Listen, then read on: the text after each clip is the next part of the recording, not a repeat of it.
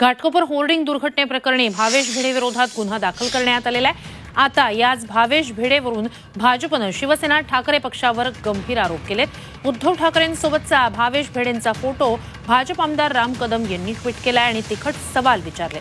राम कदम यांनी केलेला हा फोटो आणि हे ट्विट, नेमकं त्यांनी ट्विट काय केलेलं आहे आणि काय प्रश्न विचारलेत पाहूया।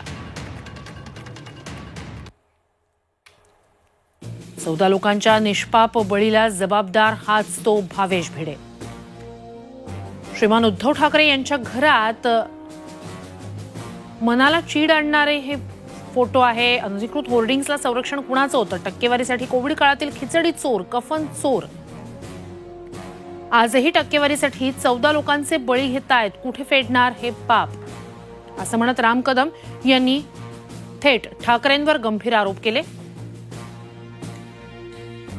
तर संजय राऊतांनी अमृत नोनी गॅस्ट्रिन, अपचन, ऍसिडिटी, गॅस्ट्रबल ह्यापैकी तुम्हाला कुठलाही गॅस्ट्रिक प्रॉब्लेम झाला, उपाय एकच, अमृत नोनी गॅस्ट्रिन। त्याला उत्तर दिलेलं आहे, काय म्हटलंय पाहूया। वर्षापासून महापालिकेचं शासन कोणाचं आहे? शिवसेना सत्तेत आहे का? भाजपचंच राज्य आहे ना, प्रशासनाचंच राज्य चालू आहे ना। मी जे म्हणतोय ह्यावर बोला 800 कोटीच्या भ्रष्टाचारावर, यांना कोणी परवानगी दिली? होर्डिंग, बेकायदेशीर होर्डिंग हा मुंबईला लागलेला शाप आहे।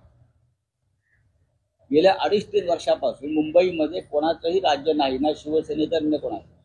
भारतीय जनता पक्ष, शिंदे गट हे प्रशासनाच्या माध्यमातून राज्य करत आहे। त्याच्यामुळे कालच्या अपघाताला आणि मृत्यूला हेच जबाबदार।